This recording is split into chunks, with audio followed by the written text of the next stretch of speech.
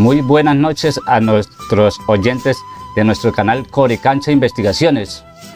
Hoy les traemos la segunda parte de la crónica de Acacor, el libro del águila. Pero antes de arrancar, le vamos a hacer un resumen de la primera parte para algunos de nuestros oyentes que nos están viendo y no lo hayan visto. Pues nos dice la primera parte que es el libro del jaguar, que de una constelación que queda en las Pleiades llamada Esberta, llegaron unos maestros antiguos que les vinieron a enseñar aquí a los Ugamungulala cómo sembrar, cómo cosechar, cómo construir y cómo unirse en tribus, en grupos. Y estuvieron con ellos aproximadamente 2000 años y fuera de ellos se mezclaron con ellos, ¿no? Y por eso los Ugamungulala son las únicas tribus del Brasil blancos, iguales a esos maestros antiguos, y construyeron un imperio de piedra. Después de que les enseñaron todo, pues les dijeron al príncipe de ellos, que se llamaba Ina, que se tenían que ir porque venía una gran catástrofe.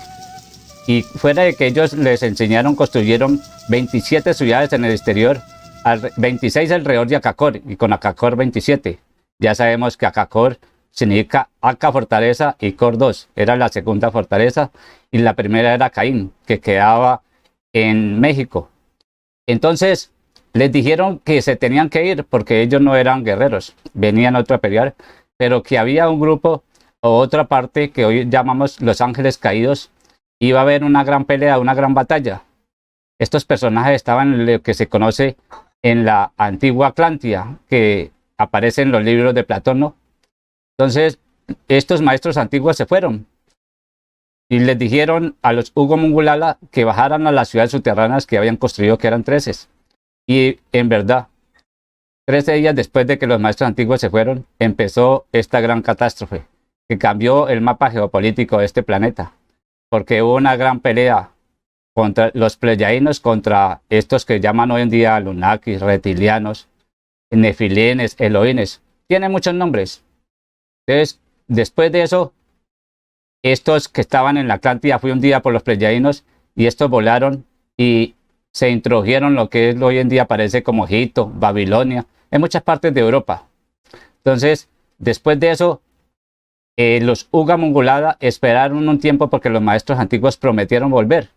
Y les dijeron que después de la primera catástrofe iba a haber otra segunda. Pues hubo una segunda catástrofe, como lo que llamamos el diluvio universal.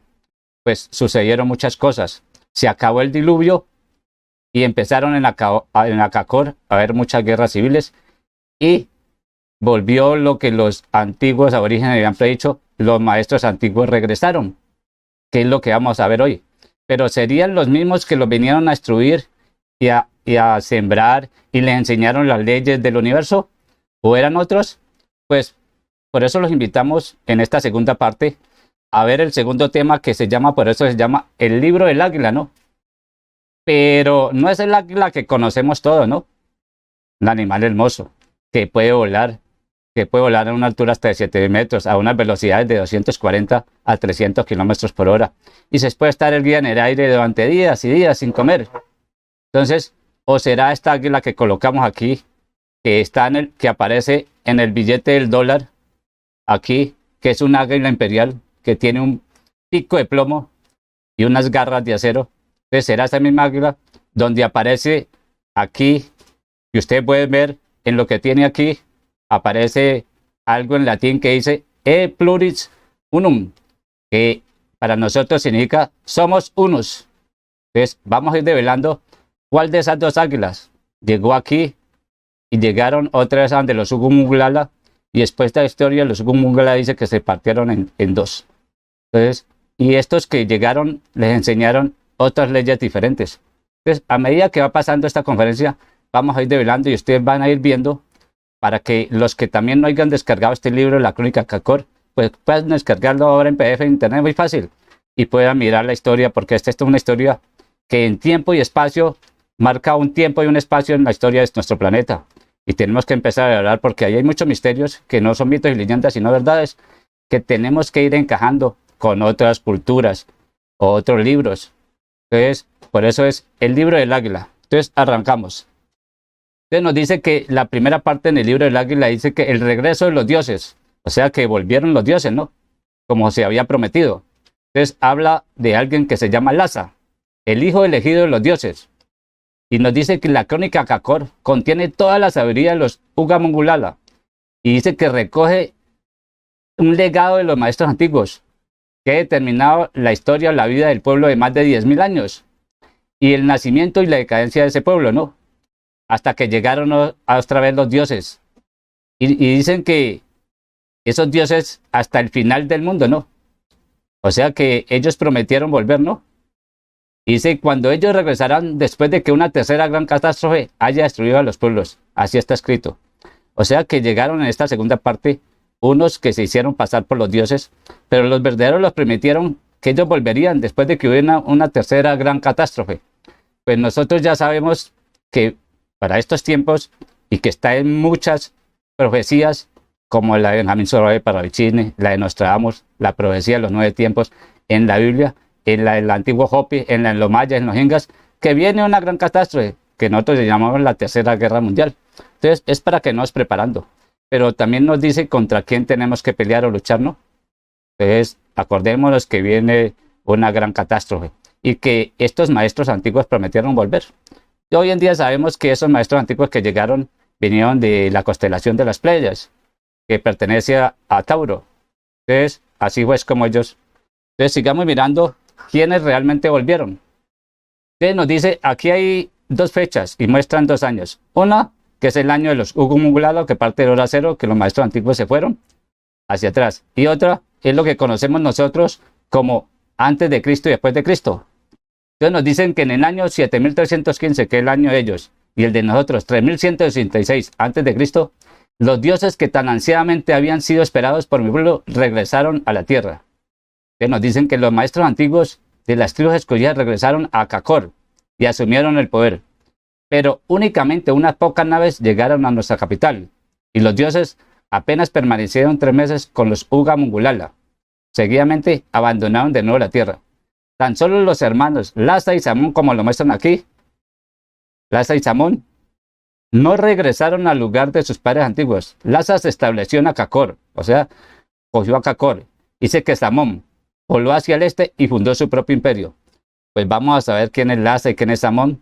Pues Salomón es muy fácil, ¿no? Porque vamos a mostrar dentro de poco en otras diapositivas que Samón es el mismo Salomón que fundó su propio imperio en el este y Lhasa se quedó aquí. Pero también en otras culturas o en otros panteones, estos mismos personajes que son 2 hermanos se nos introdujeron en la Biblia como Caín y Abel. En los libros secretos de Juan nos dice que está el mismo Caín y Abel, pero nos dice que su propósito es engañar al ser humano. Llegaron a la antigua Babilonia como Enki y Enli, esos 2 hermanos que uno los crearon y el otro nos defendía. Y así sucesivamente, ¿no? En el poema de Gilgamesh están como Gilgamesh, que era un gigante, un rey, y su amigo Enkidu. Entonces, de acuerdo a la mitología y el tiempo y el espacio, estos mismos 2 personajes vinieron engañando, ¿no? Como los dioses que habían venido. Entonces, vamos a ver este corto video para explicar cómo llegaron aquí Lhasa y Samón. Los Uga Mongulala estaban al borde de la extinción a consecuencia de las guerras con otros pueblos. Pero según narran sus escritos, los maestros antiguos regresaron.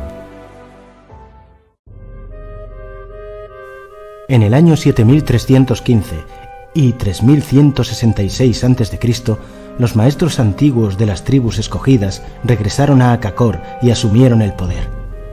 Los dioses apenas permanecieron 3 meses con los Uga Mongulala. Seguidamente abandonaron de nuevo la tierra. Tan solo los hermanos Lhasa y Samón no regresaron al lugar de sus padres antiguos. Lhasa se estableció en Kakor. Samón voló hacia el este y fundó su propio imperio.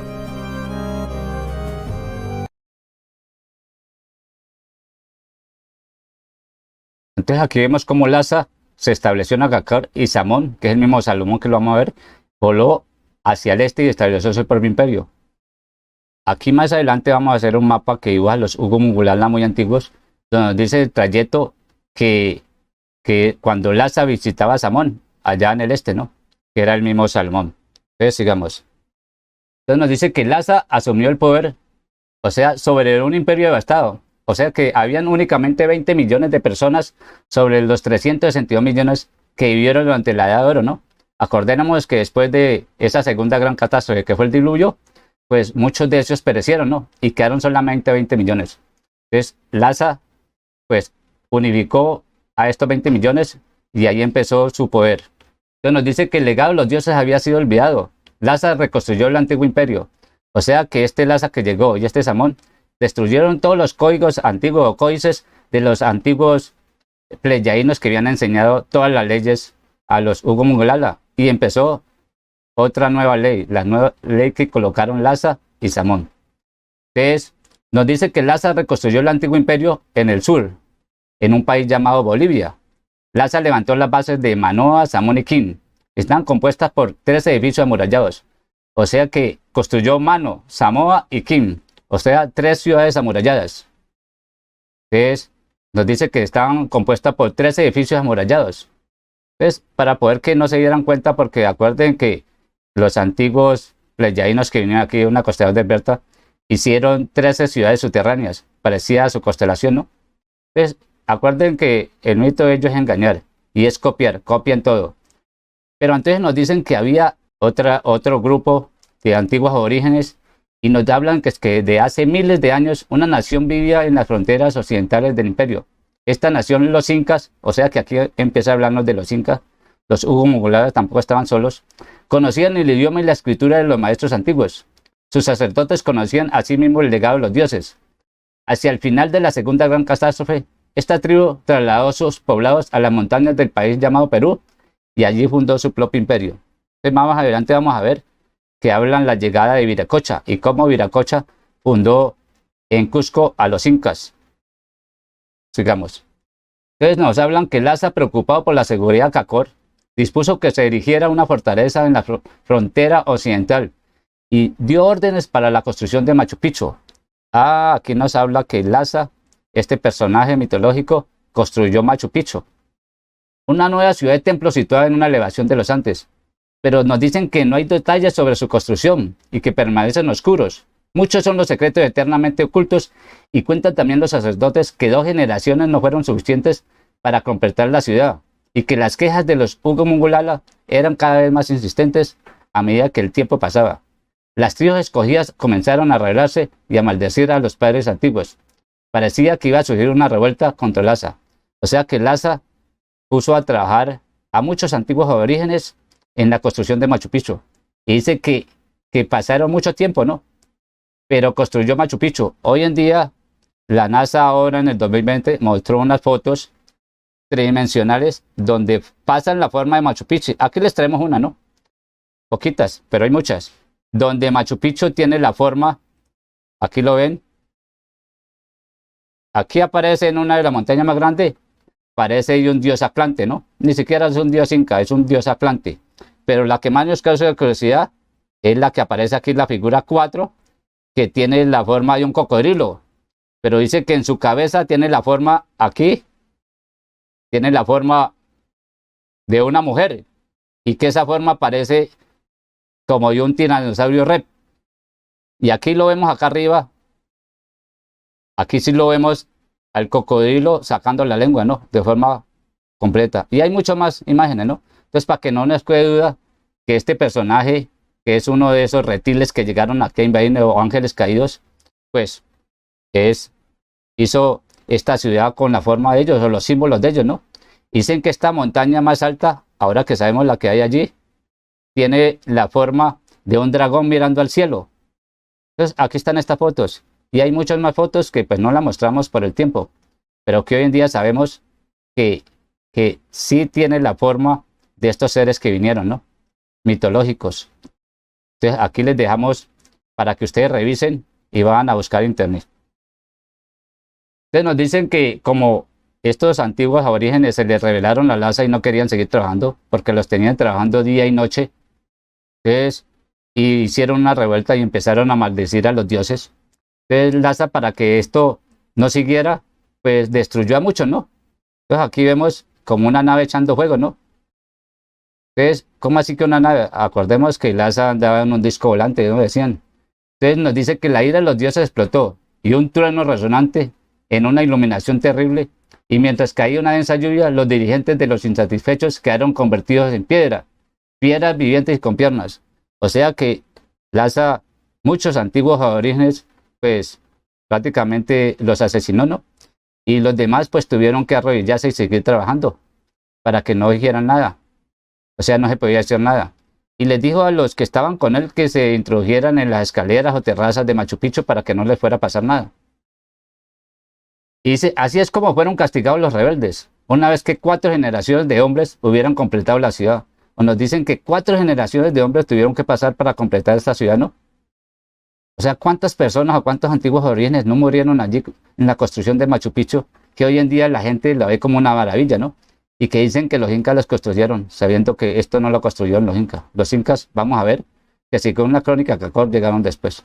Después de que Lhasa terminó esta construcción de Machu Picchu, se dice que se trasladó a ella y desde allí condujo al imperio a un nuevo periodo de esplendor y prestigio.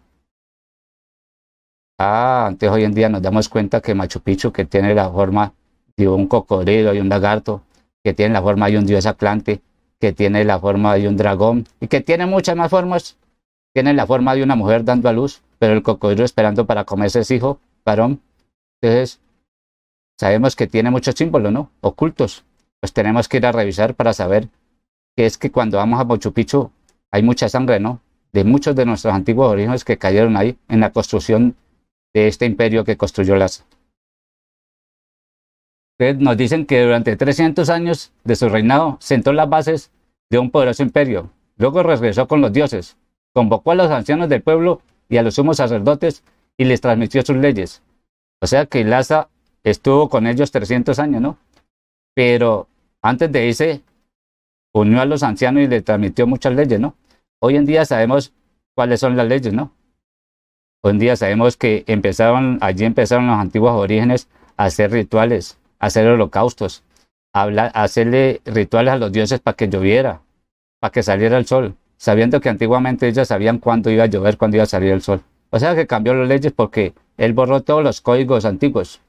Luego Lhasa se volvió hacia el este y se inclinó ante el sol naciente, antes de que los rayos tocaran la ciudad sagrada.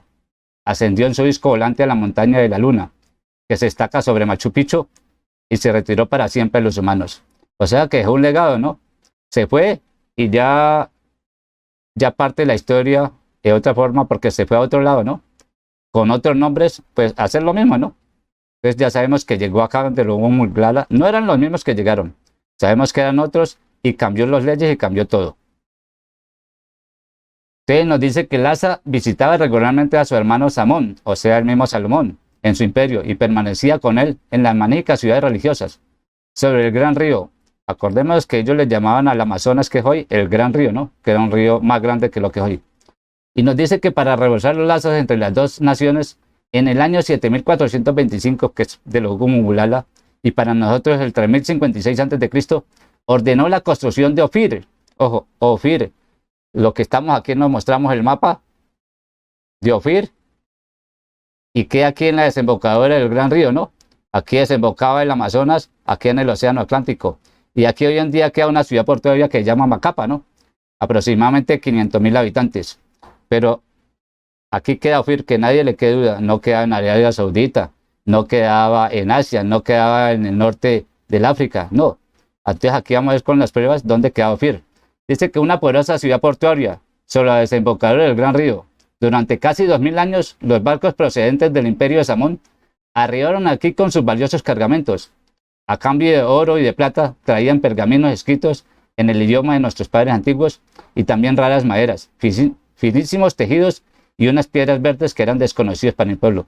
O sea que aquí se llevaban el oro, la plata, se llevaban animales y ya nos traían unos escritos y unas telas. Ese era el intercambio. Y dice que ese intercambio duró aproximadamente 2000 años con el pueblo de Samón o el Salomón, ¿no? Entonces aquí vamos a pasar ahora para constatar que eso quedó también registrado en la Biblia y nos dice que el rey Salomón recibía cada 3 años un cargamento de oro, plata, sándalo, piedras preciosas, marfil, monos y pavos reales de Ofir. Entonces, ya sabemos, usted puede ir a descargar el libro La Crónica de Acacor y mirar dónde quedaba Ofir, no. Acordemos que aquí donde le estoy señalando la clavicita, hoy es un puerto que se llama Macapa, aproximadamente una ciudad de 500.000 habitantes, donde desemboca el río Amazonas, desemboca al Océano Atlántico. Entonces, allí era de más de 2000 años comercializó. Entonces, nos vamos a la Biblia, a la Reina Valera, versión 1960, para ver si es real. Y nos dice en la Primera de Reyes 9:28. Y envió a Irán a sus siervos con la flota, marineros que conocían el mar, junto con los siervos de Salmón, y fueron a Ofir, y de allí trajeron 420 talentos de oro que llevaron al rey Salomón. Entonces nos hablan que cada 3 años llevan 420 talentos de oro, fuera la plata y el resto, ¿no? Y averiguamos en internet qué era un talento de oro en ese tiempo, y pertenecía más o menos a 25.8 kilos, ¿no?, de oro. Entonces, si multiplicamos por 420, se llevaban aproximadamente 10.850 gramos de oro. Fuera la plata y el marfil y los animales y los pavos reales, ¿no? O sea que ese intercambio, y nos intercambian por unos papeles viejos, unos papiros y unas telas viejas, que pues como los antiguos aborígenes no los tenían y se nos llevaban todo el oro. Pero aquí vemos que también no es que Cristóbal Colón vino y descubrió América, ¿no? No, ya había comercialización con este reino, ¿no?, que era el de Salomón. Aquí venían a llevarse a nuestro oro y nuestra plata. Después, la historia en el tercer libro va a marcar en el libro de la hormiga cómo después llegaron los españoles, ¿no?, a llevarse en el resto. Entonces, que no le quede duda, ¿no? Pueden ir a investigar dónde quedaba Ofir en el libro, ir a sacar el mapa hoy en día de Brasil, y ahí queda una ciudad costera que se llama Macapa. Entonces, sigamos. Primera de Reyes 10:11. La flota de Irán, que había traído oro de Ofir, traía también de Ofir mucha madera, sándalo y piedras preciosas. Primera de Reyes 22:48. Josafat había hecho naves de Tarsis, las cuales había de ir a Ofir por oro, mas no fueron porque se rompieron en Esión, provincia de Geber. Entonces, que no le quede a nadie duda, según una crónica de Acacor, dónde queda Ofir, y encaja con lo que dice la Biblia, ¿no? Y hay muchos más versículos, muchos más, pero los traemos estos porque son los que constatan dónde queda Ofir. Entonces, acordemos que comercializaba, ante 2000 años comerció con Ofir, y aquí se llevaban el oro, las piedras preciosas, se llevaban los animales, el marfil y los pavos, y la plata también, ¿no? O sea, eso ha seguido. Entonces, ya sabemos dónde quedó Ofir. Entonces, nos dice la crónica Acacor, nos dice: mi pueblo únicamente ha conservado la memoria del imperio de Samón y sus regalos al asa, o sea, el mismo Salomón, ¿no?, los pergaminos escritos y las piedras verdes. Estas piedras verdes son las que conocemos como las esmeraldas, ¿no?, que es más o menos originario del país donde estamos aquí, Colombia, ¿no? Muy hermosas las esmeraldas que tenemos nosotros.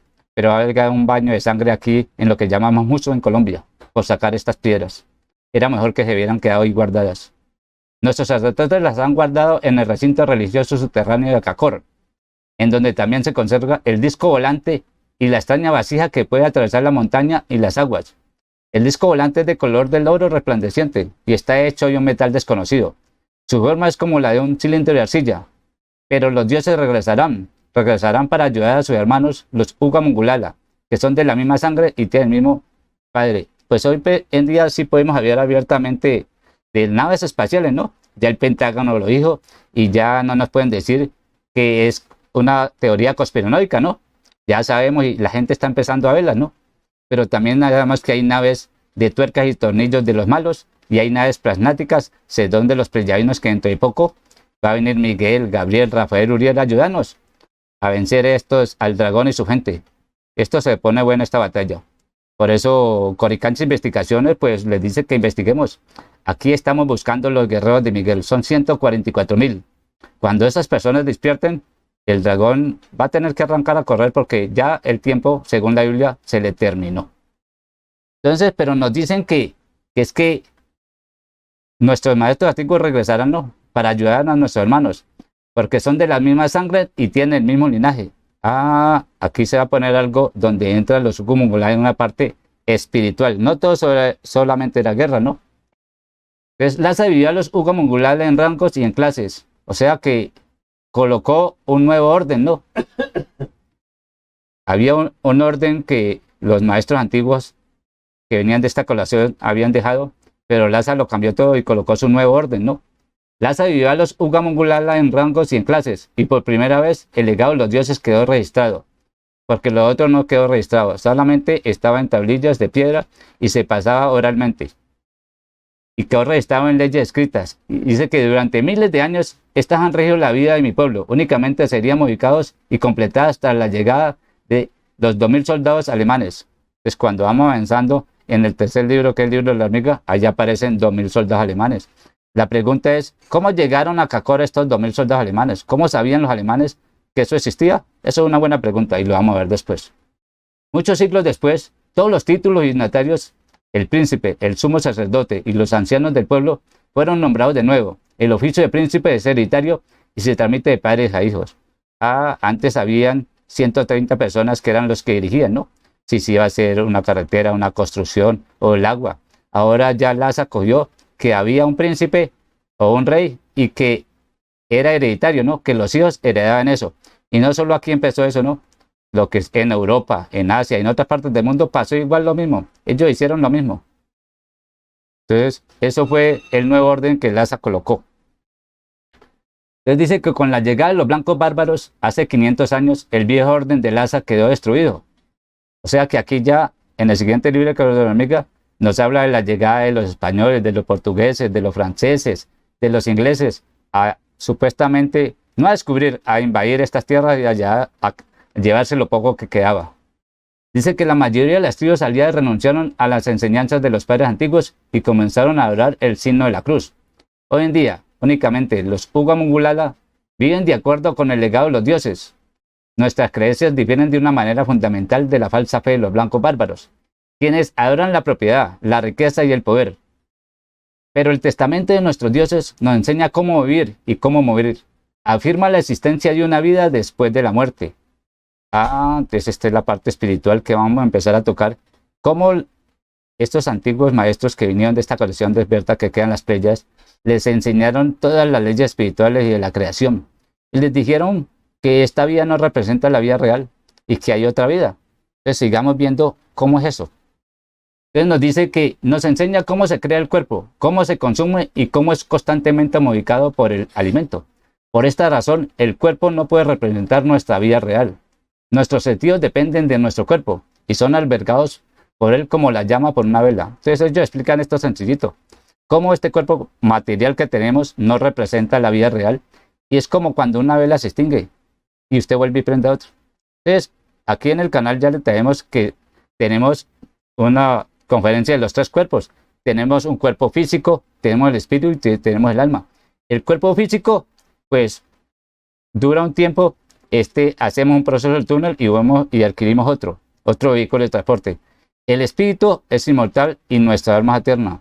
Pues estos antiguos originales sabían estas leyes que hoy en día estamos empezando apenas nosotros a conocer y que está concentrado en 49 códigos de la lógica de la lógica. Entonces sabían que este cuerpo no representaba la vida real. Entonces, y que ¿por qué nos vamos detrás del dinero, del poder, del oro, del dólar? De todo eso sabiendo que este cuerpo es pasajero, que lo que vale es nuestro espíritu y que contiene todas nuestras memorias y el alma que está representado todas las memorias del Padre Eterno. Entonces ellos lo sabían, ¿no? Ni siquiera Lhasa les pudo quitar eso porque eso estaba en sus sangres. Por tanto, tampoco los sentimientos pueden ser nuestra vida real, dado que nuestro cuerpo y nuestros sentimientos están sujetos al tiempo. Su carácter está compuesto de cambio y la muerte es el cambio completo. O sea que es como un cambio, ¿no? Cuando nosotros desencarnamos, hacemos un cambio de vehículo, ¿no? Este cuerpo ya desaparece y empezamos a coger otro cuerpo, con otras memorias y a seguir aprendiendo. Por eso este cuerpo no representa la vida real. Ellos lo sabían. Entonces nos dicen que el hombre forma parte de un grande e incomprensible desarrollo cósmico, que se desenvuelve y que está gobernado por una ley eterna. Nuestros maestros antiguos conocían dicha ley. Así es como los dioses nos enseñaron el secreto de la segunda vida. Ellos nos mostraron que la muerte del cuerpo es insignificante y que solamente importa la inmortalidad de la vida, liberada del tiempo y la materia.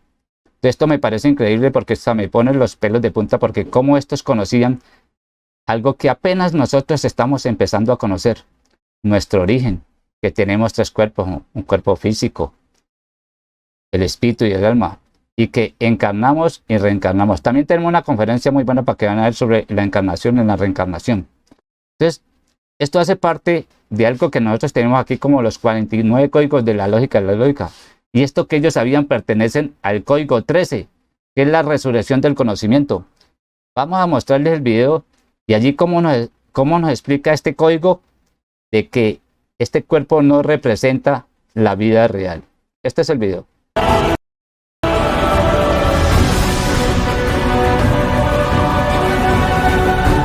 Les reafirmo la existencia de la vida después de la muerte. Es la ley. Esta nos enseña cómo se crea el cuerpo, cómo se consume y se modifica constantemente por el alimento, tanto del cuerpo como del espíritu.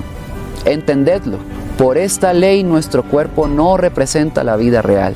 Te renuevas con todo aquel conocimiento de esta vida y a ti mismo te levantará en la resurrección, mutación, encarnación. Y ni uno solo de tus cabellos será quitado, porque los verdaderos tesoros del espíritu, el conocimiento, nadie te los puede arrebatar. Nacerás con él en todas las reencarnaciones posibles hasta donde puedas llegar, porque el saber se aumenta y se aumenta. Así pues, todo el que se enfrente a la muerte puede entender el valor de la vida. Y esta es la ley que despeja todas las dudas respecto a la encarnación. Ya no podemos decir, ¿será que existe? ¿Será que no existe? ¿Será mito? ¿Será verdad? Si los mismos hombres de las Pléyades están advirtiendo claramente, es la ley. Les reafirmo la existencia de la vida después de la muerte. Es la ley. Pero por esta ley, el cuerpo no representa la vida real. Y si no representa la vida real, ya no tiene más sentido vivir para la vanidad del cuerpo, vivir para satisfacer los sentidos en su apego de aquello a lo que lo hemos acostumbrado como vicio, que no propende ningún tipo de desarrollo interior, que es el desarrollo del espíritu. Entonces, aquí me voy a volver con esta ley, que es el código 13, resurrección del conocimiento, cómo este cuerpo no representa la vida real. Entonces, ¿por qué nosotros los seres humanos matamos, robamos, ultrajamos por poder y por unos papeles, sabiendo que este cuerpo no representa la vida real? Lo que es real es el conocimiento que el espíritu se lleva. Por eso Jesús decía, ni uno de tus cabellos se te será quitado. Entonces, tenemos que empezar a mirar y aprender que el conocimiento nos depara que esto no es real. Muchas cosas de lo que está pasando es irreal y tenemos que saber qué es lo real y empezar a mirar que lo real es lo que está vivo. El niño cuando se ríe, el árbol, el río, las montañas. No un celular, ni un computador, ni un carro, ni un avión. Eso es real y eso va a ser destruido dentro de poco. Entonces, ¿para qué tener tantos lujos, dineros, si eso se va a acabar dentro de muy poco, muy poco? Nos quedan muy pocos para que el planeta dé un gran cambio y pasemos a otra dimensión. Entonces, sigamos. Entonces, existe tan solo un pueblo, aparte de los Ugumungulala, que conocen las leyes de los dioses, o sea, conocían estas mismas leyes, ¿no? Que le estamos hablando y que hoy estamos empezando a conocer. Y que muchos, si no la conocen, pues que nos llamen a nuestro WhatsApp, que al final se lo vamos a dejar, para que poderle mandar los 49 códigos de la lógica, para que empecemos a conocer estas leyes. Estos son los incas, una nación hermana de las tribus escogidas. Su historia comienza en el año 7951 para los Ugumungulala y el 2470 a.C. En este año, Viracocha, el segundo hijo del príncipe Sincaya, se rebeló contra el legado de los dioses, huyó a la tribu que vive sobre el agua y fundó su propio imperio. Aquí nos va a decir que Viracocha, el segundo hijo del rey Sincaya, se rebeló contra las leyes de Lhasa. Dijo, esas leyes son falsas, no más. Esas leyes es lo que conocemos como el ojo por ojo, el diente por diente, ¿no? Las mismas leyes que nos trajo Moisés, o sea, la ley mosaica. Entonces se rebeló, no podemos seguir viviendo. Entonces nos dice que Viracocha reclamó su soberanía sobre el pueblo de los Ugumungulala. Se rebeló contra el legado de los dioses e infringió las leyes de Lhasa. Claro, porque eran unas leyes que no se podían cumplir. Donde había que hacer rituales, holocaustos para que empezara a llover. O sea, hacer sacrificios, que es lo que conocemos. Que la gente nos explica que por qué los antiguos incas o los mayas hacían sacrificios. No, no es real. Fue que se los impusieron, porque les cambiaron y borraron sus códigos originales. Pero eso les queda en la memoria y en la sangre. Entonces sigamos hablando sobre Viracocha, cómo llegó Viracocha allí.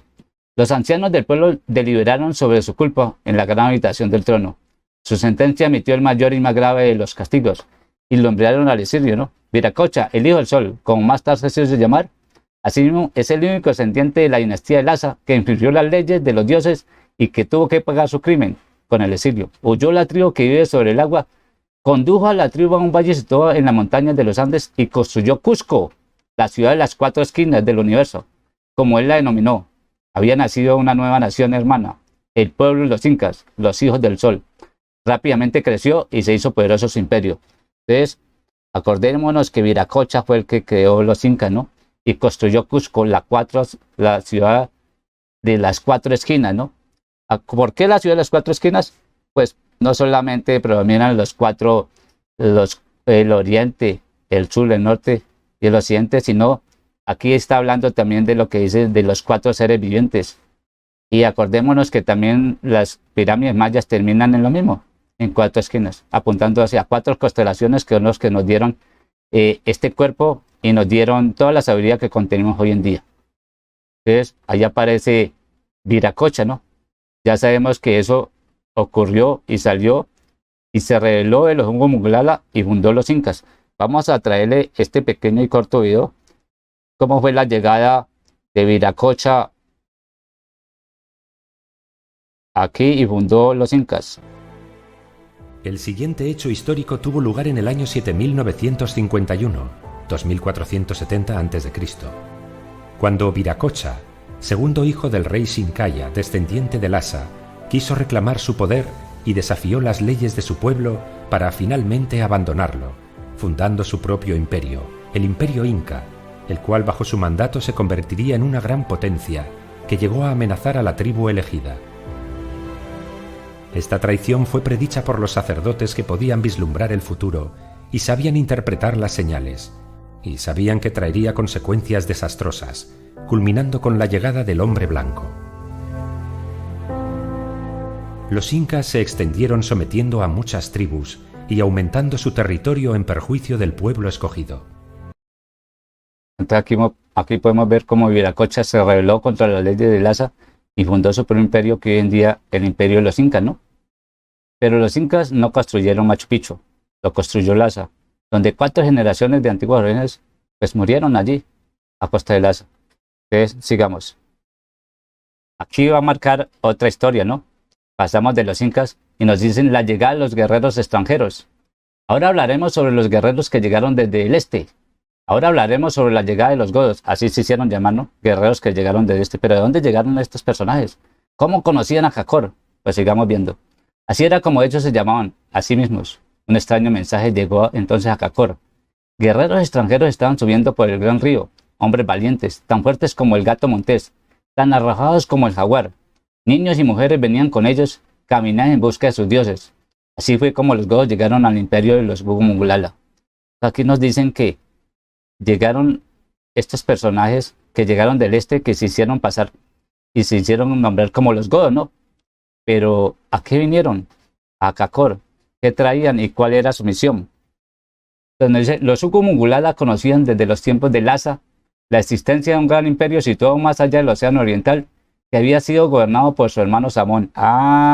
Estos personajes vinieron aquí desde el imperio de Samón, o sea, del mismo Salomón, allá desde Israel, porque como Israel en ese momento estaba sufrida en unas guerras, y acordamos que en el antiguo imperio otomano los sultanes tenían invadido Jerusalén, Israel. Ellos vinieron y mandaron una gente acá a Jacor, pues a que se refugiaran y a que miraran a ver cómo ellos podían obtener muchos soldados o bien invadir estas tierras. O sea que aquí está el mapa que está en la misma crónica Jacor, donde dice cómo llegaron ellos, ¿no? Y por dónde llegaron aquí. Aquí vemos el mapa. Cómo llegaron y por dónde llegaron de aquí, desde ese imperio del este. Claro que conocían la ruta porque ya Samón y Lhasa comercializaban desde hace mucho tiempo. Entonces tenían todos los mapas de cómo llegar a Jacor. Entonces, pero desde la destrucción de la ciudad de Ofir, en el 7º milenio, las relaciones se habían interrumpido hasta la llegada de los godos. Acordémonos que nuestros antiguos orígenes se cansaron de que le sacaran el oro, la plata y todas sus reservas de minerales y destruyeron Ofir.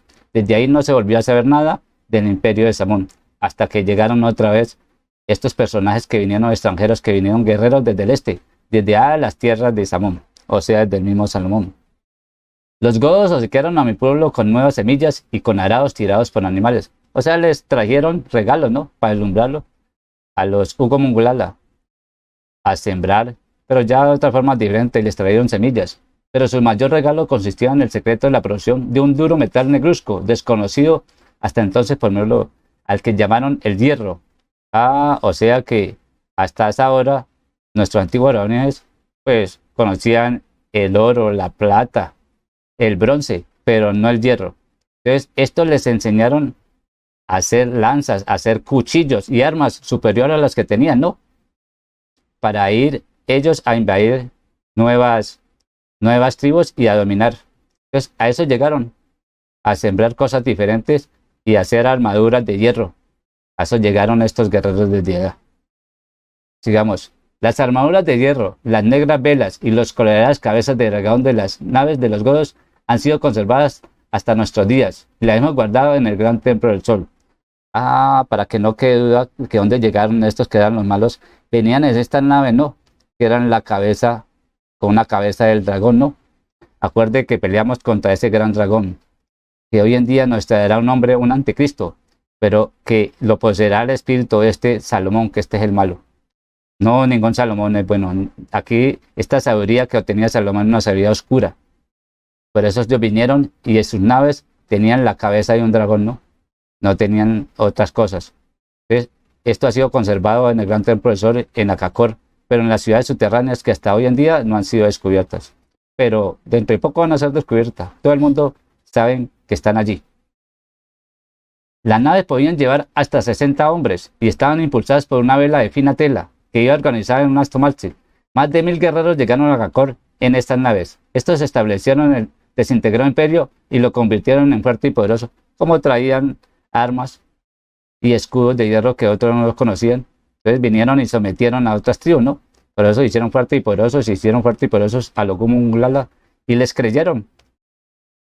Entonces, según la crónica de Acacor, los ejércitos aliados de los Ugo Mungulala y de los godos salieron a luchar en las 4 direcciones del imperio. O sea que empezaron a someter muchas tribus, ¿no? Como tenían armaduras y como tenían metales, espadas y cuchillos y lanzas de hierro, cosas que las otras tribus no conocían, entonces los sometieron. Entonces, a su llegada los godos habían traído noticias de un pueblo de tez morena que llevaba plumas, vivía más allá de los estrechos del norte y comerciaba con sus antepasados. Y así 2 millones de guerreros de los Ugo Mungulala y las tribus aliadas partieron en el año 645 después de Cristo, es decir, con los indios norteamericanos. Pues no solamente los Ugo Mungulala comercializaban con el imperio de Salomón, también nuestros antiguos aborígenes de Norteamérica comercializaban hasta que eso se interrumpió. Entonces nos dice que estos guerreros convencieron a los Ugo Mungulala y los Ugo Mungulala mandaron más de 2 millones de guerreros a pelear allá a lo que hoy es Estados Unidos. ¿Y pues qué pasó? Pues los mataron a todos. Después dice que la crónica Acacor, que muchas lunas después trajeron la noticia de esta terrible catástrofe, de todos los que murieron. Entonces estos guerreros que vinieron de la tribu allá, pues querían ir a invadir con los Ugo Mungulala allá esta nación donde estaban los Copis, los Pierrojas, los Navajos y muchos, y estos los vencieron. Y no llegó noticias, sino que a todos los desaparecieron. Después de eso, pues se cansaron de pelear y firmaron una paz con los antiguos incas, ¿no? Dice que el Pacífico Imperio duró 1000 años, desde el año 570 hasta el 1531 después de Cristo. En este periodo solamente 2 tribus gozaban de poder y de prestigio: los Ugo Mungulala, la nación de las tribus escogidas, y los incas, los hijos del sol. Se habían dividido el país entre ellos y vivían en paz. Los servidores escogidos conocieron la felicidad y vivían en paz.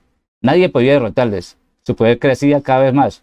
Todo comenzó con la llegada de los godos. Las tribus más fuertes y las más pequeñas se sometieron con temor. Temían a los guerreros de hierro. Entonces, los Ugo Mungulala y los incas se dividieron en el país, que era toda Sudamérica, en 2, ¿no? Y vivieron 1000 años de esplendorosa paz, ¿no? Pues como tenían armamento y tenían todo. Entonces, después de eso, pues sucede otro acontecimiento. Nos dice que sus dirigentes asumieron importantes funciones en la administración del imperio. Incluso sus sacerdotes renunciaron a sus falsas creencias. que habían traído un pesado libro forrado en hierro. Este libro, que los soldados alemanes llaman Biblia, está escrito en signos que son incomprensibles para mi pueblo. Contienen escenas sobre la vida de los godos y de su propio país, y habla también de un Dios poderoso que había venido a la tierra bajo el signo de la cruz, ¿no?, para liberar al hombre de la oscuridad. 1000 años después, los blancos bárbaros afirmaron su origen divino con el mismo signo. En su nombre y en su honor destruyeron imperios los incas y trajeron la muerte a millones de personas, pero hasta su llegada, que es descrita en la tercera parte de la crónica de Acacor.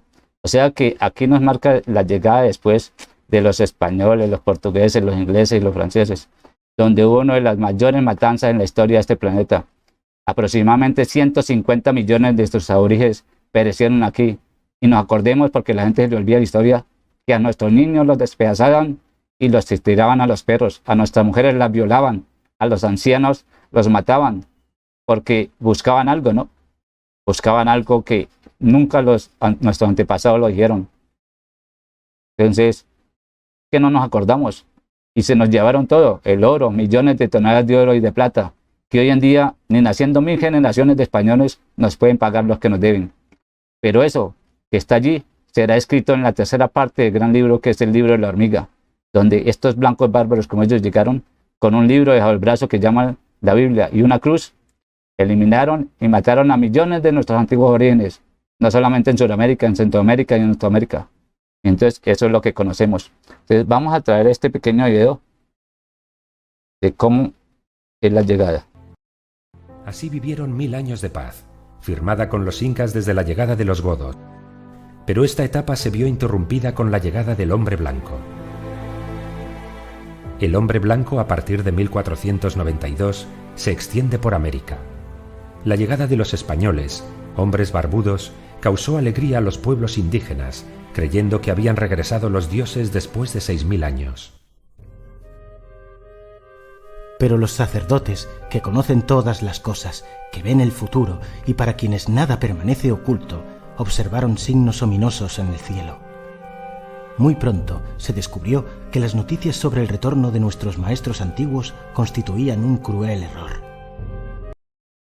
Aquí vemos una nación como los incas, cuando creían que había vuelto los maestros antiguos de Lungulada, se dieron cuenta de este gravísimo error. No eran ellos, eran estos blancos bárbaros que ellos llaman los españoles, que vinieron a destruirnos y a llevársele todo lo que ellos tenían. Entonces, hoy les hemos traído esta segunda parte de la crónica de Acacor, el libro del águila, donde vemos cómo llegaron estos, supuestamente creían los Gumal que eran los maestros antiguos, pero no, eran estos que invadieron este país, estos ángeles, este planeta, perdón, estos ángeles caídos, que los llaman Anunnakis, Elohines, Nefilines, reptilianos, bueno, como los quieran llamar, el dragón, la serpiente antigua, el diablo, Satanás, como lo quieran llamar, es lo mismo. Pues en la tercera parte, que es el libro de la hormiga, les vamos a contar para que estén pendientes y pueden descargar el libro en PDF para que lo empiecen a estudiar y mirar y unir la historia para que no comamos de cuento, que ya no son mitos y leyendas, pero que empecemos a conocer contra quién es esta tercera gran catástrofe que viene y se aproxima, para que peleemos, ¿no? Y podamos unirnos y poderlos vencer. Les traeremos el libro de la hormiga, donde llegaron los españoles acá a América, los portugueses, los franceses, los ingleses, a destruir, pero venían por algo. ¿Qué será si algo que venían, no? Ellos no venían por el oro ni por la plata, venían por un conocimiento muy, muy poderoso, que se los vamos a explicar en el tercer libro de la crónica de Acacor, que se llama el libro de la hormiga. Entonces, aquí los dejamos con las redes sociales, ¿no? Aquí les dejamos el WhatsApp para que nos escriban, 316-360-2687. Esto es para que empecemos a profundizar en el tema y empecemos a no comer cuento, ¿no? Y a mirar cómo fue la historia. Si yo conozco mi historia, conozco mi origen, sé qué estoy haciendo en este planeta y para dónde voy, pues es provechoso, porque sé contra quién voy a pelear. Y sé que si viene una guerra, una tercera guerra mundial, ¿qué tengo que hacer? Sé que tengo que guardar comida, provisiones, sé que tengo que tener un lugar donde tener a mi familia y a mi misma gente. Si yo no sé esto, pues puedo ser destruido por el enemigo. Entonces, para que investiguemos esto, ¿no? Pues de mi parte, que tengan una feliz descanso en una noche y nos vemos en nuestra próxima entrega. Buenas noches.